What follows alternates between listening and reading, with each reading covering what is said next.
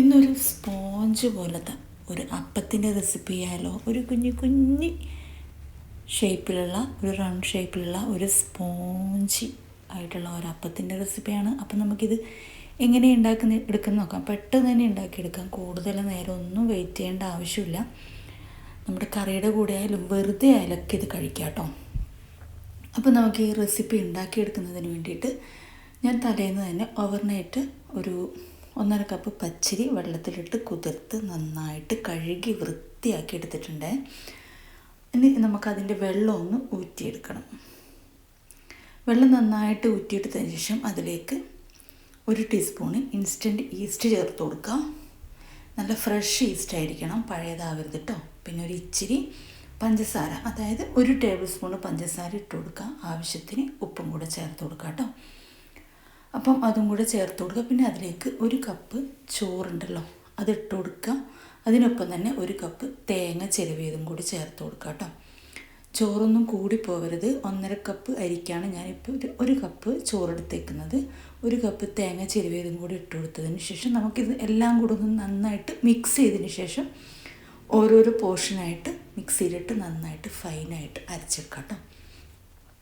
ഇത് കൂടുതൽ നേരം റെസ്റ്റ് ചെയ്യാനായിട്ട് വെക്കണമെങ്കിൽ ഒന്നും കൂടെ നന്നായിട്ട് സോഫ്റ്റായിട്ട് കിട്ടും. പക്ഷെ അതിൻ്റെ ആവശ്യമില്ല. നമുക്ക് പെട്ടെന്ന് തന്നെ ഒരു അരമണിക്കൂറൊക്കെ വെച്ചാൽ മതി കേട്ടോ. ഓരോരോ സ്ഥലത്തുള്ള കാലാവസ്ഥയ്ക്ക് അനുസരിച്ചിരിക്കും. അപ്പം ഞാൻ അതിൻ്റെ പകുതി പോർഷൻ മിക്സിയുടെ ജാറിലേക്ക് ഇട്ട് കൊടുത്തിട്ടുണ്ട്. അത് നമുക്കൊരു ഇത്തിരി കണ്ടോ വെള്ളമൊന്നും അതിൻ്റെ മുകളിലേക്ക് വരാത്ത രീതിയിൽ ഒരു ഇച്ചിരി വെള്ളം ഒഴിച്ച് കൊടുക്കുക.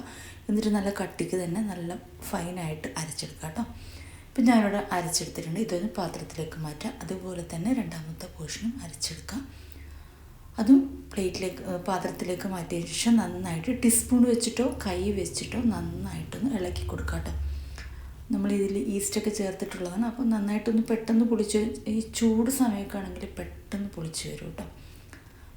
അത് ഓരോരോ സ്ഥലത്തുള്ള കാലാവസ്ഥയ്ക്ക് അനുസരിച്ചിരിക്കും. 1-2 മണിക്കൂർ വെക്കുകയാണെങ്കിൽ ഒന്നും കൂടെ നന്നായിട്ട് പൊന്തി വരും കേട്ടോ.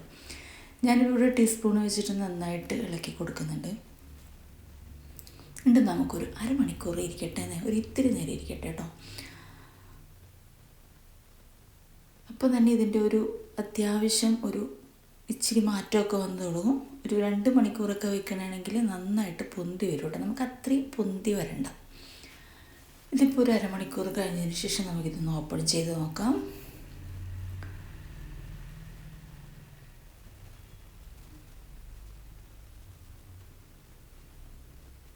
നന്നായിട്ടൊരു പതപത പോലെ വന്നിട്ടുണ്ട്. ഇനി നമുക്കിതൊന്ന് നമ്മുടെ ഈ ഉണ്ണിയപ്പം മുട്ടയപ്പമൊക്കെ ചൂടുന്ന ചട്ടി ഉണ്ടല്ലോ അതിലേക്ക് ഒരു ഇച്ചിരി എണ്ണ, കൂടുതലായിട്ട് ഒഴിക്കരുത്, തടവി കൊടുക്കാം. ഇങ്ങനെ ഒന്ന് തടവി കൊടുത്തതിന് ശേഷം നമുക്ക് പെട്ടെന്ന് നന്നായിട്ട് ചട്ടി ചൂടായതിന് ശേഷം മീഡിയം ഫ്ലെയിമിലിട്ടിട്ട് ഒരു നേരിയ ഒരു കളർ വ്യത്യാസമൊക്കെ നമുക്ക് വെന്തെന്ന് തോന്നില്ല. അപ്പോൾ അങ്ങോട്ടും ഇങ്ങോട്ടും മറിച്ചിട്ടിട്ട് എടുക്കാം. നമുക്ക് കറിയുടെ കൂടെയും കഴിക്കാം, വെറുതെ ആയാലും കഴിക്കാം, എങ്ങനെ വേണമെങ്കിലും ഇത് കഴിക്കാം കേട്ടോ. ബ്രേക്ക്ഫാസ്റ്റ് ആയിട്ടും വൈകുന്നേരം ഈവനിങ് സ്നാക്കായിട്ടൊക്കെ യൂസ് ചെയ്യാൻ പറ്റുന്ന ഒരു അപ്പത്തിൻ്റെ റെസിപ്പിയാണ്. വെള്ളപ്പനിയാരം അങ്ങനെയും പറയും കേട്ടോ ഇതിൻ്റെ പേര്. അപ്പം നമുക്കിപ്പം ഓരോ പോർഷനായിട്ട് ചുട്ടെടുത്തതിന് ശേഷം ഞാനിവിടെ വേറൊരു പാത്രത്തിലേക്ക് മാറ്റുന്നുണ്ട്. അപ്പോൾ നിങ്ങളെല്ലാവരും വീഡിയോസ് മുഴുവനായിട്ട് കണ്ടതിന് ശേഷം ഇഷ്ടപ്പെടുകയാണെങ്കിൽ പ്ലീസ് ഒന്ന് ലൈക്ക് ചെയ്യുക, ഷെയർ ചെയ്യുക, സബ്സ്ക്രൈബ് ചെയ്യുക കേട്ടോ. പ്ലീസ് ഒന്ന് ലൈക്ക് ചെയ്യുക. എന്തെങ്കിലും കമൻറ്റ് ബോക്സിലൂടെ എന്തെങ്കിലും അഭിപ്രായങ്ങളുണ്ടെങ്കിൽ അറിയിക്കുക.